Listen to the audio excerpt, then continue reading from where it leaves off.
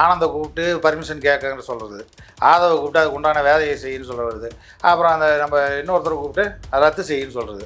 என்ன சார் இது காமெடி கேலி கூத்தா இல்லை இது? பிரச்சாரம் பண்ண வேண்டியது உங்களுடைய கடமை. நீங்கள் பிரச்சாரம் பண்ண மாட்டேன், மக்களை பார்க்க மாட்டேன், ஆனால் அவங்களை நேராக கொண்டு போய் சிஎம் சீட்டில் உட்கார வைக்கணும்னு நினைக்கிறீங்கன்னா உங்கள் மனசில் எவ்வளோ மமதம் இருந்தால் அந்த நினப்பு உங்களுக்கு இருக்கும். அவர் பேசுகிற கண்டென்ட் எல்லா இடத்துலையும் ஒன்று தான் சார், பேசுகிற ஊர் தான் வெவ்வேறு. அப்போ இந்த நடைபாதையில் வியாபாரம் பண்ணக்கூடிய ஒரு பெண்மணி கேட்குறாங்க, அவன் குடும்பத்தையே பார்த்துக்க முடியல, எங்களை அவர் எப்படி பார்த்துக்குவாருன்னு நினைக்கிறேன், இதுக்கு பதில் சொல்லுன்னு கேட்குறாங்க. அப்போ வேட்பாளரால் ஒன்றும் பதில் பேச முடியல. சார் அந்த படம் கலெக்ஷனுக்காக எடுக்கப்பட்ட படம் கிடையாது, அது எலெக்ஷனுக்காக எடுக்கப்பட்ட படம். டாக்ஸ் ஆப் எக்ஸ்பிரஸ் நேயர்களுக்கு வணக்கம். இன்று நம்மோடு இணைந்திருப்பவர் அரசியல் விமர்சகர் அசோக் ராஜன் அவர்கள். வணக்கம் சார். வணக்கம். விஜயின் அரசியல் பயணம் தொடர்ச்சியாக ஒவ்வொரு இடத்துலையும் பெர்மிஷன் கேட்டுக்கிட்டு இருக்காரு, ஆனால் பெர்மிஷன் கொடுக்க மாட்டேங்கிறாங்கன்னு சொல்லிட்டு இருக்காங்க. நிறைய ரத்துக்களும் பண்ணுறாரு. இதை எப்படி பார்க்குறீங்க? இதை நம்ம காமெடியாக தான் பார்க்குறோம் சார். என்னென்னு பார்த்தீங்கன்னா, அந்த சந்தான காமெடியில் சொல்லுவாங்கள்ல, நீ பருத்தி மூட்டை அங்கே கொண்டு போய் நீ இங்கே கொண்டு போய் அப்படின்னு, பருத்தி மூட்டை அங்கேயே இருந்துருக்கலாங்கிற மாதிரி ஆனந்தை கூப்பிட்டு பர்மிஷன் கேட்கன்னு சொல்கிறது, ஆதவை கூப்பிட்டு அதுக்கு உண்டான வேலையை செய்யுன்னு சொல்ல வருது, அப்புறம் அந்த நம்ம இன்னொருத்தரை கூப்பிட்டு அதை ரத்து செய்யுன்னு சொல்கிறது. என்ன சார் இது காமெடி கேலி கூத்தா இல்லை இது? நான் என்ன சொல்கிறேன், நீங்கள் அரசியலுக்கு வந்துட்டீங்க, பிரச்சாரம் பண்ண வேண்டியது உங்களுடைய கடமை. நீங்கள் பிரச்சாரம் பண்ண மாட்டேன், மக்களை பார்க்க மாட்டேன், ஆனால் அவங்களை நேராக கொண்டு போய் சிஎம் சீட்டில் உட்கார வைக்கணும்னு நினைக்கிறீங்கன்னா உங்கள் மனசில் எவ்வளோ மமதம் இருந்தால் அந்த நினப்பு உங்களுக்கு இருக்கும். மக்களை நீங்கள் எந்த அளவுக்கு நீங்கள் ஒரு என்ன சொல்ல ஒரு கேலி கூத்தா நினைக்கிறீங்க. ஓகே, அதுதான் என்னுடைய பார்வையாக இருக்குது. ஏன்னா சார் சென்னையில் 1 ஹவருக்கு மேலே பர்மிஷன் கொடுக்க மாட்டேங்கிறாங்க, எங்களுக்கு 4 மணி நேரம் தேவைன்னு கேட்குறாங்களே, இதையே நீங்கள் முதல்ல எப்படி பார்க்குறீங்க? சார் அவர் 1 ஹவர்லேயே ஒரு 10 நிமிஷத்துக்கு மேலே யூஸ் பண்ண போகிறதில்ல சார். அந்த 1 ஹவர் பர்மிஷன் அவருக்கு வேஸ்ட்டு தான். இதில் 4 மணி நேரம் வச்சா மட்டும் என்ன பண்ண போகிறீங்க? ஒன்றும் கிடையாது. அவரை பார்க்க ரசிகர்கள்லாம் கூடுறாங்க. ரசிகர்கள் கூடிக்கிட்டே தான் இருக்காங்க. நீங்கள் போய் பார்க்குறதும் கிடையாது, பேசுகிறதும் கிடையாது. ஒன்றும் இல்லை, நீங்கள் ஒரு காலி ரோட்டில் வந்துட்டு இருக்கீங்க, அங்கே உங்கள் ரசிகர்களை பற்றி உங்களுக்கு நல்லா தெரியும். ஏன்னா அவன் ஃபுல்லாக குரங்கு தாவற மாதிரி தாவறான், வண்டி மேலே ஃபுல்லாக தூக்கிக்கிட்டு பெரிய பிரச்சனையாக இருக்குது. இப்படி நீங்கள் உள்ளே உட்காந்துருக்கும் போதே இவ்வளோ பிரச்சனைனா நீ எதுக்கு சைக்கிள் ஓட்டுற? அப்போ நீ இந்த கிரியேட் பண்ணுற கூட்டம் இல்லையா? சைக்கிள் ஏன்னா ஒரு நாள்லாம் வருவாங்க, மறுபடியும் உள்ள வண்டிக்குள்ள நீங்கள் அதை பார்த்தீங்களா, சைக்கிளை போட்டு கூடுன்னு ஓடி போய் வண்டிக்குள்ளே உட்காந்துக்கிறாரு. என்ன சார் இது? என்ன காமெடி வேலை பண்ணிட்டு இருக்கானுங்க? இது அரசியலாக என்னங்கிறதே தெரியாமல் போச்சு. இல்லை சார், அவங்க சைட்லேருந்து என்ன சொல்கிறாங்கன்னா, திடீர்னு முதல்வர் டீ குடிக்கிறாரு, திடீர்னு துணை முதல்வர் ஒரு கடையில் போய் ஒரு குடும்பத்தை போய் பார்க்குறாரு, அதே மாதிரி எங்கள் தலைவரும் பண்ணுறாரு அப்படிங்கிற மாதிரி சொல்கிறாங்க. அது மாதிரி பண்ணால் சந்தோஷம், பண்ண மாட்டேங்கிறாரு தானே நாங்கள் கேட்குறது. இப்போது சார் எல்லாருக்கும் டிஎம்கேவுக்கு ஒரு எக்ஸஸாவோ இல்லை உங்களுக்கு கம்மியாகவோ அப்படிலாம் கிடையாது. எல்லாருக்கும் தேர்தல் கமிஷன் சரியான ஒரே மாதிரியாக தான் நடத்துகிறாங்க. அவங்க பர்மிஷன் கேட்டால் முன்கூட்டியே கேட்கும்போது அவங்களுக்கு கேட்ட இடத்தையும் அந்த டைமையும் கொடுக்குறாங்க. அப்படி சப்போஸ் கொடுத்துருந்தா, இப்போ உதயநிதி கூட அவர் கடலூரில் கேட்டிருந்தார், அவருக்கு முடியாதுன்னு சொல்லிட்டாங்க. ஏன்னா ஆல்ரெடி விஜய்க்கு கொடுத்துருக்காங்கன்னு சொன்னாங்க. இவர் கொடுக்குறாங்க, அது ஏதோ ரத்து பண்ணுறாரு. அட்லீஸ்ட் இவர் வாங்காமல் இருந்தால் மற்ற கட்சிக்காரங்க அந்த டைம் யூஸ் பண்ணுவாங்க. அதையும் கெடுக்கிறது, தானும் கெட்டு வனத்தையும் கெடுக்கிற மாதிரி இந்த வேலை செய்கிறாரு. இன்னொன்று பார்த்தீங்கன்னா, அந்த ரசிகர்கள் சொல்கிறான்ல 4 மணி நேரம் டைம் வேணும், 5 மணி நேரம் டைம் வேணும், அவர் பேசுகிற கண்டென்ட் எல்லா இடத்துலையும் ஒன்று தான் சார், பேசுகிற ஊர் தான் வெவ்வேறு, இடம்தான் வேற ஒழிய அவர் பேசுகிறது எல்லாமே ஒரே விஷயத்தை தான் பேசுகிறாரு. அது பேசுகிறதும் பார்த்தீங்கன்னா 19 நிமிஷத்துக்கு மேலே அவர் பேசுகிறதில்ல, அவ்வளோதான் அவர்கிட்ட இருக்குது. இதுக்கு 1 மணி நேரம் போதாதா அவருக்கு? அவர் என்ன சொல்கிறாருன்னா, நான் பேசுகிறதுக்கு எனக்கு 4 மணி நேரம் ஆகுதுங்கிறாரு. ரைட்டு சார், வர்றதுக்கெல்லாம் அவங்க டைம் கொடுக்க முடியாது. அதெல்லாம் நீங்கள் தான் ப்ரிப்பேர் பண்ணி நீங்கள் சீக்கிரமாக அந்த இடத்துக்கு போய் சேரணும். மற்ற தலைவர்கள்லாம் போகலையா? இன்னும் சொல்ல போனால் சீமான் மேலே வழக்கு போடுறாங்க. அவர் எக்ஸஸாக அவர் பேசிக்கிட்டே இருக்காரு, டைமுக்கு முடிக்க மாட்டேங்கிறாருன்னு சொல்லி வழக்கு போடுறாங்க. ஏன் நீங்களும் பேசி வழக்கு சந்திங்க. அவர் சொல்கிறாருல, நேற்று கூட ஒரு போலீஸை இப்போ நிறுத்துங்கன்னு சொல்கிறாரு. அவர் வழக்கு தானே போடணும், நீ போட்டுக்கோ நான் பார்த்துக்கிறேன்னு அவர் பேசுகிறாரு. சார் ஒரு தலைவனுக்கு இந்த துணிவு கூட இல்லைன்னா நாளைக்கு நீங்கள் எப்படி நாட்டை காப்பாற்ற முடியும்? அவர் என்ன சொல்கிறாருன்னா, நான் எல்லா மக்களையும் சந்திக்கலைன்னு நீங்கள் வருத்தப்படாதீங்க, எனக்கு இவங்க ப்ராப்பரான பெர்மிஷன் கொடுக்க மாட்டேங்கிறாங்க, உங்களை பார்க்க விட. சார் இதே கதைன்னு அவர் எத்தனை வருஷம் தான் சார் சொல்லுவார், ப்ராப்பராக பர்மிஷன் கொடுக்கல, பர்மிஷன் கொடுக்கலன்னா யார் பர்மிஷன் கொடுக்கணும்? தேர்தல் கமிஷன் பர்மிஷன் கொடுக்கணும். கொடுக்கலையா அவங்க மேலே வழக்கு போடுங்க. ஜனநாயக நாடு தானே, அவங்க மேலே வழக்கு போடுங்க. இல்லை அவங்க டிஎம்கே ஒருதலை ஒரு பையாஸாக நடந்துக்கிறாங்க அப்படின்னா அவங்க மேலே வழக்கு போடுங்க. அதை யாரும் தடுக்க போகிறது இல்லையே. சார் முதலமைச்சர் என்ன அதை நம்ம வந்து பெருமையாக சொல்கிறோன்னு இல்லை, மிகைப்படுத்தி சொல்கிற விஷயமும் கிடையாது. அவங்களுக்கு வந்து நம்மளுடைய கருத்து கணிப்பு எல்லாமே சாதகமாக இருக்குது, ஜெயிச்சிருவோங்கிற நம்பிக்கையில் இருக்காங்க. இருந்தும் அவர் எல்லா ஊருக்கும் போய் இந்த பிரச்சாரம் பண்ணுறாரு. பிரச்சார டைமில் மட்டும் அவர் பிரச்சாரம் பண்ணுறதில்ல, காலையில் வாக்கிங் போகிறாரு. வாக்கிங் போகிறவர் அங்கே பஸ் ஸ்டாண்டில் நிற்கிற மக்களை சந்திக்கிறாங்க, பக்கத்தில் இருக்க வீட்டுக்குள்ளே போய் அவங்க வீட்டில் டீ சாப்பிட்றாரு. சார், மக்களை சந்திக்கிறதுக்கு எந்த டைம் கிடைச்சாலும் அதை யூட்டிலைஸ் பண்ணுறது தான் சார் தலைவன். நீ எனக்கு டைம் இல்லை நீ ஒரு பங்களாலே உட்காந்துருந்தா உனக்கு யார் கொண்டு வந்து டைம் கொடுப்பாங்க? வேணா ஒன்று பண்ணலாம், தொகுதிக்கு 10 பேரை வந்து ஒரு பஸ்ஸை வச்சு கூட்டின்னு வந்து நீ ஓட்டு கேட்கலாம் பனையூரில் வச்சு, அதுதான் பண்ணலாம். அப்புறம் இன்னொன்று சார், ரசிகர்கள் விஜய்க்கு ஓட்டு போட்டுருவாங்க, அதில் எந்த ஒரு மாற்று கருத்துமே இல்லை. பொதுமக்கள் பார்வையில் விஜய் எப்படி இருக்கார்? பொதுமக்கள் பார்வையில் இப்போ நேற்று உதாரணத்துக்கு கோவை வடக்குன்னு நினைக்கிறேன், அந்த தொகுதி வேட்பாளர் வந்து பிரச்சாரத்துக்கு போயிட்டுருக்காரு. அப்போ அந்த நடைபாதையில் வியாபாரம் பண்ணக்கூடிய ஒரு பெண்மணி கேட்குறாங்க, அவன் குடும்பத்தையே பார்த்துக்க முடியல, எங்களை அவர் எப்படி பார்த்துக்குவாருன்னு நினைக்கிறேன், இதுக்கு பதில் சொல்லுன்னு கேட்குறாங்க. வேட்பாளரால் ஒன்றும் பதில் பேச முடியல. அவங்க நிலைமை அப்படி தான் இருக்குது. பொதுமக்கள் பார்வையில் விஜயனுடைய நிலைமை இப்படி தான் இருக்குது. ஆனால் விஜயை பார்க்குறதுக்கு பொதுமக்களுமே நிறைய பேர் கூடுறாங்கல்ல? கண்டிப்பாக கூடுவாங்க சார். நான் ஏற்கனவே சொன்னது தான், விஜயை ஒரு நடிகராக பார்க்குறதுக்கு எல்லாரும் ஆசைப்படுவாங்க, அதில் எந்த தப்பும் கிடையாது. அவங்கெல்லாம் வாக்காளராக மாறி உனக்கு ஓட்டு போடுவாங்களா? கமலஹாசன் ஏற்கனவே சொன்னது தான், ரசிகர்கள் வேறு வேட்பாளர்கள் வேறு.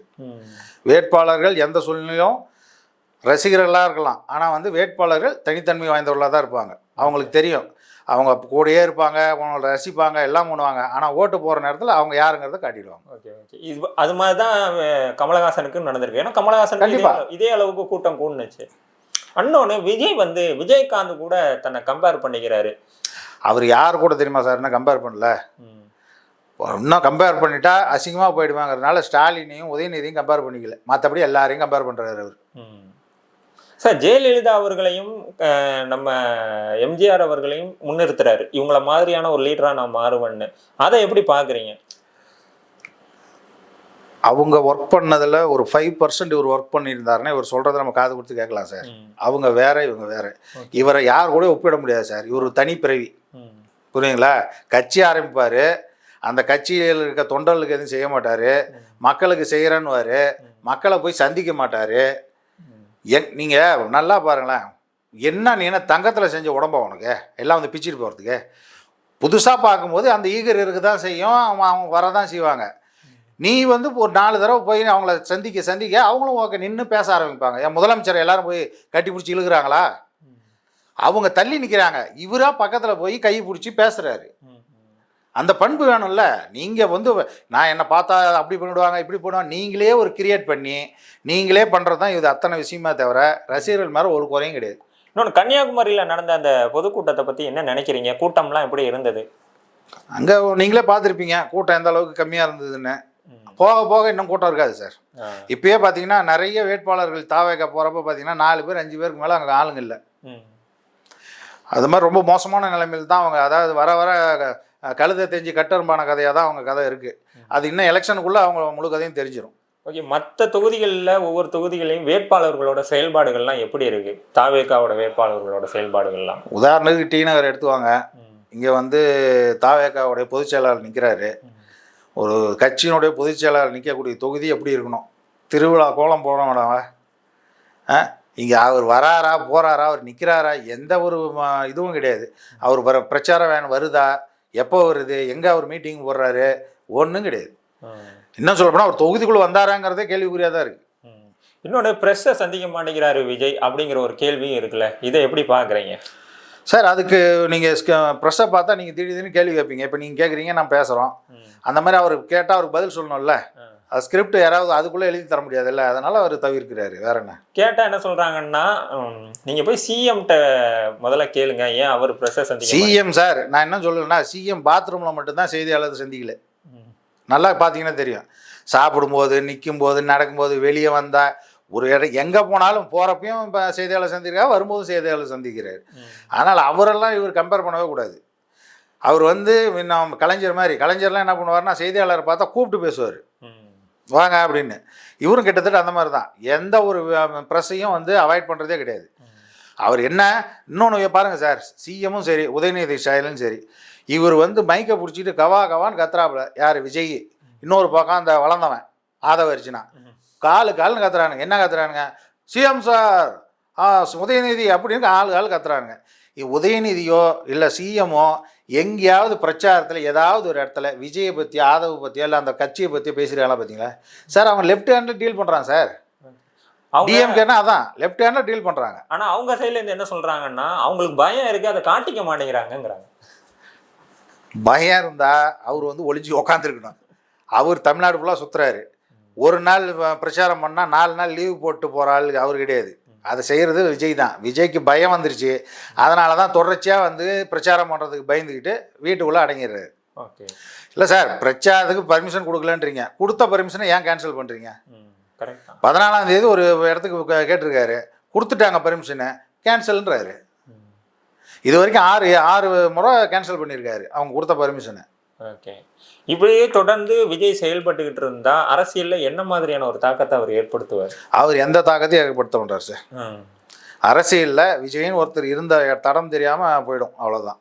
இன்னொன்று, ஜனநாயகன் படம், அந்த படம் லீக் ஆன விஷயத்துக்கு ஒட்டுமொத்த தமிழ் திரையுலகமே குரல் கொடுத்துருச்சு. விஜய் சைட்லேருந்து மட்டும் எந்த ஒரு குரலும் வரல. ஏன்னா மற்றவங்க எல்லாம் வந்து அது எப்படி வந்துச்சுன்னு தெரியாதனால அவங்களாம் குரல் கொடுத்தாங்க. இவருக்கு தெரியும், அதனால அவர் குரல் கொடுக்கல. உண்மைதான். ஏன்னா அதை பண்ண சொன்னதே அவர் தான், பண்ணதும் அவங்க சைட்லேருந்து தான்.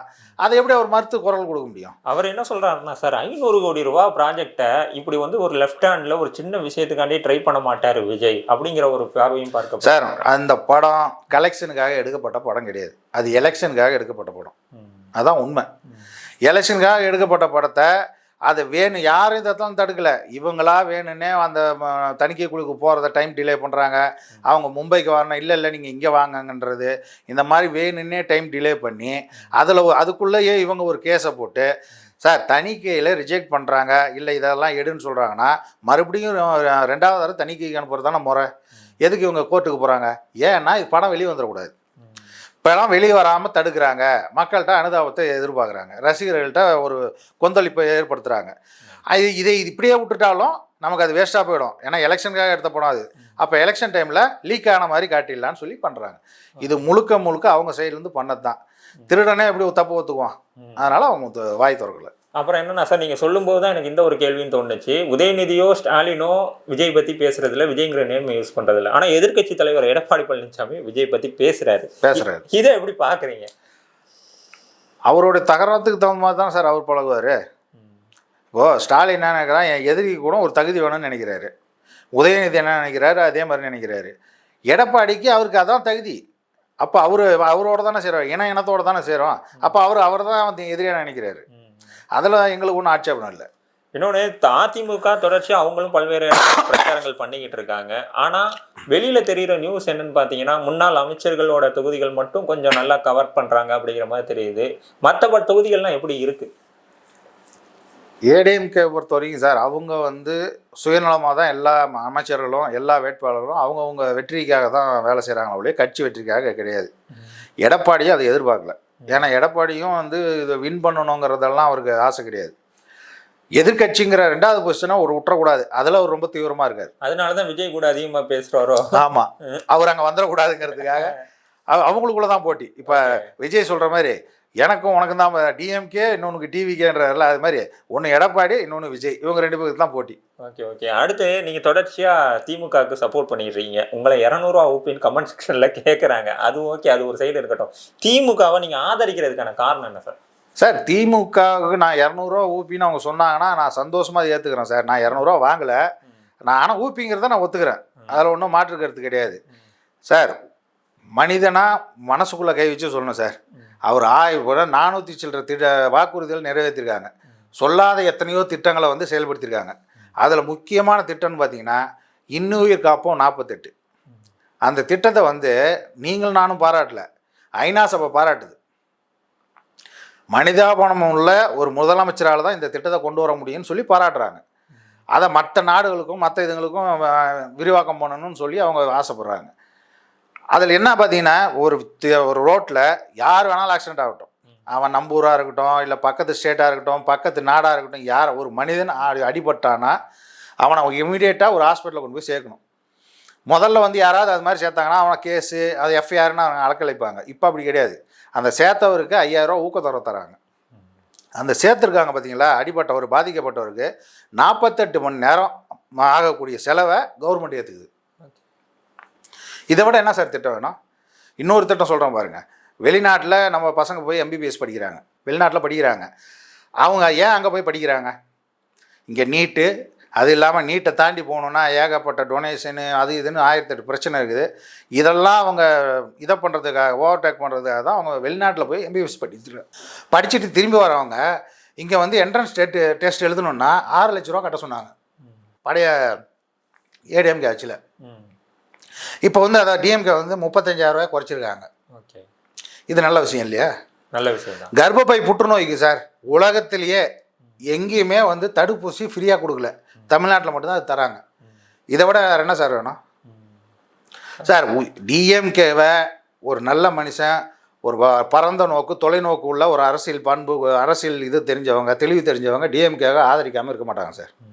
ஆனால் ஊழலும் நடக்குது அப்படிங்கிற ஒரு குற்றச்சாட்டு இருக்குல்ல? தாராளம் சார். குற்றச்சாட்டு யார் வேணாலும் சொல்லலாம். நான் உங்கள் மேலே சொல்லலாம், நீங்கள் என் மேலே சொல்லலாம். குற்றச்சாட்டை நிரூபிங்க. நான் தான் சொல்கிறேன்னா, சிஎம் மேலே நீங்கள் குற்றச்சாட்டு வைங்க. அதெல்லாம் இங்கே வந்து ரொம்ப டிரான்ஸ்பரண்ட்டாக தான் இருக்கிறோம். யாரும் வந்து ஒழிச்சு மறைச்சினா இல்லை, எங்கள் மேலாம் பதிவு சொல்லக்கூடாதுலாம் யாரும் சொல்லலை. தாராளமாக சொல்லுங்கள், அதுக்குண்டான தரவுகளை கொடுங்க, அவங்க மேலே வழக்கு போடுங்க. ஜெயலலிதா மாதிரி அவங்க தப்பு செஞ்சுருந்தாங்கன்னா உள்ளே போட்டோம். ஆனால் இது மாதிரி ஏதாவது நான் 75 வருஷத்தில் ஒருத்தர் கூட அந்த மாதிரி பாதிக்கப்படல சார். இவங்க சும்மா வாய்க்கு வந்தாது பேசிக்கிட்டே இருப்பாங்க, அவ்வளோதான். Okay okay. விஜயின் தொடர்ச்சியான இந்த செயல்பாடுகள் அவரை எங்கே கொண்டு போய் நிப்பாட்டும்? தொடர்ச்சியான செயல்பாடுகள் அடுத்த படத்துக்கு அறிவிப்பு கொடுப்பாரு சீக்கிரத்தில். ஓகே, ஒன்று. ரெண்டாவது எப்பயும் போல் பனையூரில் கொண்டு போய் நிப்பாட்டோம். அப்போ கட்சி அவ்வளோதான்.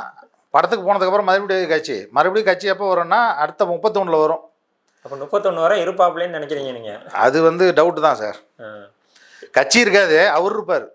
ஏன்னா நிறைய பேர் என்ன சொன்னாங்கன்னா, நானும் ஒத்துக்கிறேன் 2026 விஜய்னால ஆட்சியை பிடிக்க முடியுமாங்கிறது எனக்கு கொஸ்டின் மார்க் தான். ஆனால் 2030 வரை தாங்கினார்னா அவர் எதிர்க்கட்சி தலைவராகவோ இல்லைன்னா முதலமைச்சராகிறதுக்கான வாய்ப்புகள் கூட இருக்குங்கிறதெல்லாம் சொல்கிறாங்கல்ல, இதை எப்படி பாருங்க? அது கண்டிப்பாக அது வாய்ப்பு இல்லை சார். ஏன்னா அதுக்கு உண்டான எந்த ஒரு அறிகுறியும் அவர்கிட்ட தெரியல. அவர் வந்து இது வந்து ஒரு சீரியஸான எலெக்ஷனாகவே கருதல. எப்பயுமே வீட்டுக்குள்ளேயே இருக்கும், சும்மா கொஞ்ச நேரம் வெளியே போயிட்டு வரலாம் அப்படின்ற ஒரு மைண்ட் செட்டில் தான் அவர் வெளியே வராரு, உள்ளே போய் ஒழிஞ்சிக்கிறாரு. சார் எவனாவது வந்து தொண்டர்கள்கிட்ட ரசிகர்கள்கிட்ட கண்ணாமூச்சி விளையாடுவானா சார்? சைக்கிளில் வராரு, திடீர்னு சைக்கிளை போட்டு கொடுன்னு ஓடி போய் வண்டிக்குள்ளே உட்காந்துக்கிறாரு. ஒருத்தர் இவர் வண்டி வெறும் காலி ரோட்டில் தான் வராரு.